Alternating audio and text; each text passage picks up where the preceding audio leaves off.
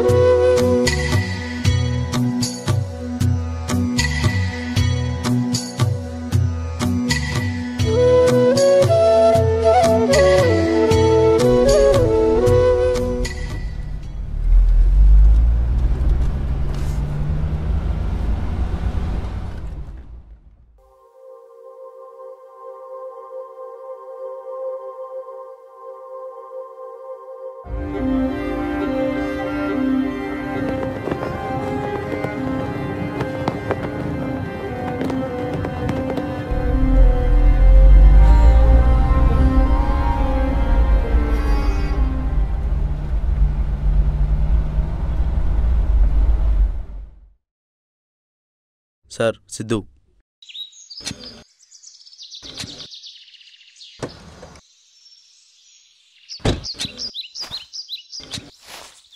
రే సిద్ధు, మీ నాన్న వచ్చారు.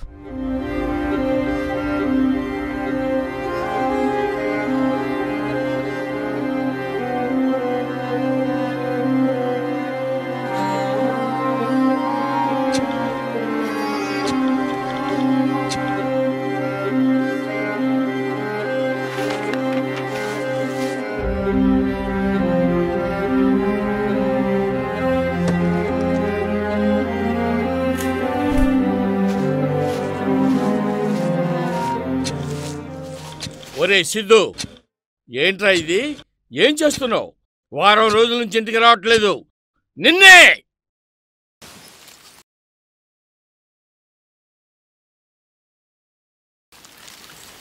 చూస్తున్నారుగా, వ్యవసాయం చేస్తున్నా. నా వారసుడుగా పొలిటీషియన్ అవుతావు అనుకుంటే నువ్వేంట్రా వ్యవసాయం చేస్తున్నావు? నాకు నచ్చింది చేస్తున్నా. ఒక మంత్రి కొడుకుపోయి ఉండి నువ్వు ఈ పని చేయడానికి నీకేం కర్మ పట్టిందిరా? కర్మ కాదు, ఇది నా ప్రాణం. దాని విలువ తెలుసుకుంటున్నాను. ఒరే సిద్ధు, ఈ వ్యవసాయం నీకు సూట్ అవుతురా? నా మాటిని వదిలే. మీకు ఈ పదవి సూట్ అవ్వదు. వదిలేమంటే వదిలేస్తారా? ఇది కూడా అంతే.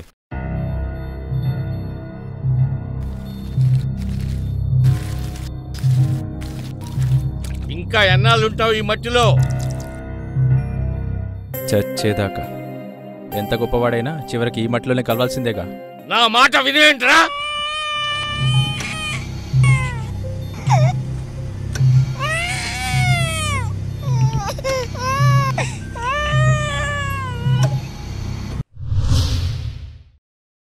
ఇక్కడుంటే ఏం సంపాదిస్తావు? ఏం సుఖపడతావు? నీ భవిష్యత్తు ఏమవుతుందిరా? కావాలంటే ఏదైనా బిజినెస్ చేయరా. పదండి, కూర్చొని మాట్లాడుకుందాం.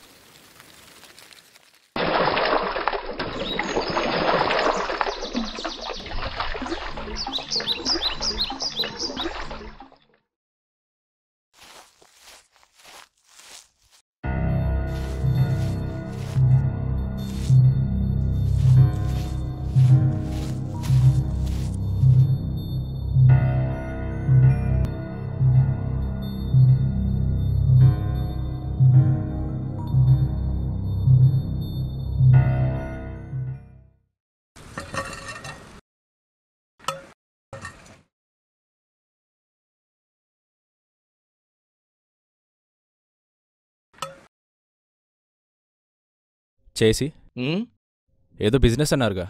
అదే ఏదైనా బిజినెస్ చెయ్యి, లేకపోతే పెద్ద ఇండస్ట్రీ పెట్టుకో. 4 డబ్బులు సంపాదించు, హోదా సంపాదించు. సంపాదించి హ్యాపీగా ఉండొచ్చు, ఖరీదైన బతకొచ్చు. క్షణకాలంలో కరిగే ఖరీదు బతుకుతో నాకు పని లేదు. కాలాలు మారినా కరగని విలువలతో బ్రతికేస్తే చాలు. నువ్వు బాగుండాలనే కదా నే చెప్పేది. నేను బాగుండాలి, నా వాళ్ళు బాగుండాలి, నా పదవి బాగుండాలి నువ్వు అనుకుంటావు. రైతు బాగుండాలి, రాష్ట్రం బాగుండాలి, దేశం బాగుండాలి నేను అనుకుంటున్నాను. కానీ వీళ్ల మధ్య నువ్వు ఎదగలేవురా, అంతా మట్టి బుర్రలు. ఎవరు ఈ మట్టిబుర్రలు? రైతులవా? దేశానికి 3 పూట్ల తిండి పెట్టడం కోసం అహర్నిశలు శ్రమించే అమాయకులు ఈ రైతులు. రైతు రైతు రైతు అంటున్నావు, ఏమైంది వీళ్ళకి? బాగానే ఉన్నారుగా.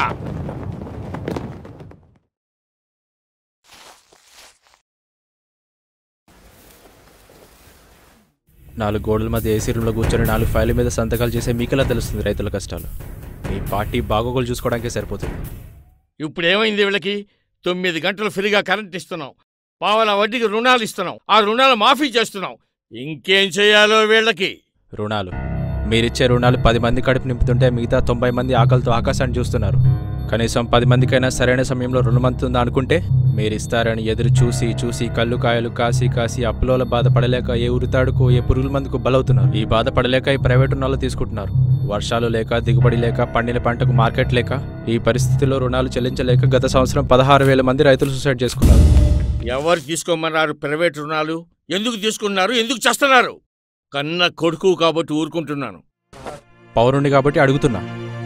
మీ అధికారుల నిర్లక్ష్యం వల్ల ప్రైవేట్ కంపెనీలు పెత్తనాలు చెలాయిస్తున్నాయి. గవర్నమెంట్ విత్తనాలు, ఎరువులు అందుబాటులో లేక రైతు అధిక ధరకు ప్రైవేట్ విత్తనాలు, ఎరువులు కొనుగోలు చేసి వేసిన పంటకు మీరిచ్చే కరెంటు కోతల వల్ల సరిగ్గా నీరందక, వానలు రాక, మీరిచ్చే హామీలు అమలు కాక, కాలం కలిసి రాక చేతికందిన ఎంతో కొంత పంటని మళ్ళీ ప్రైవేట్ వాడు రేటు నిర్ణయించి కొనుక్కోవడం వల్ల పెట్టిన పెట్టుబడి తిరిగి రాక, చేసిన అప్పు తీర్చలేక దేశంలో ప్రతి గంటకి 2 రైతులు సూసైడ్ చేసుకుంటున్నారు. ఒక అగ్రికల్చర్ మినిస్టర్గా బయట పరిస్థితి ఇది అని మీకు తెలియదా? తెలిసి ఏం చేస్తున్నారు? అది అడగడానికి నువ్వెవరు? నువ్వేమన్నా నా పై అధికారివా? కాదు, ఒక రైతుని, ఒక సామాన్య రైతుగా అడుగుతున్నా.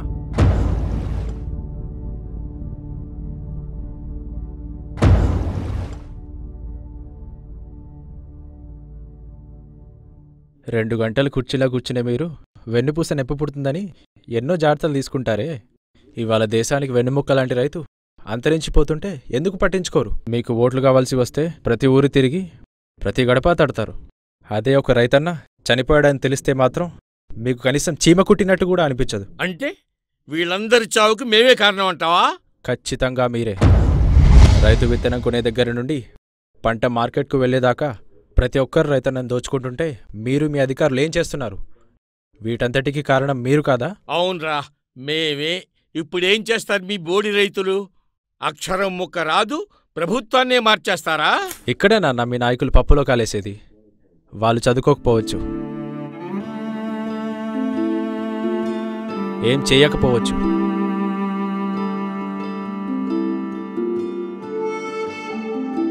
వాళ్ళ టైం అయిపోయి ఉండొచ్చు.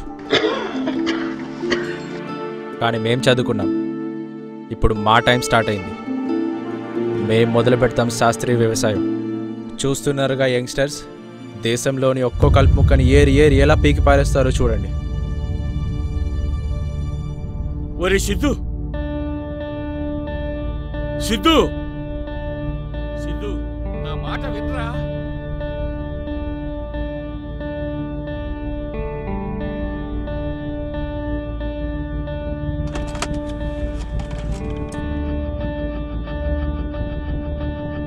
సెక్రటరీ, సమయం, సందర్భం, ఓపిక, జనానికి మంచి చేద్దామనే తాపత్రయం ఉంది చూడు, ఇది బహు చెడ్డదబ్బా. కత్తయినా కలమైనా మనం బలంగా వాడాల్సొస్తే మన చేతిలో పదవి ఉన్నంతవరకే.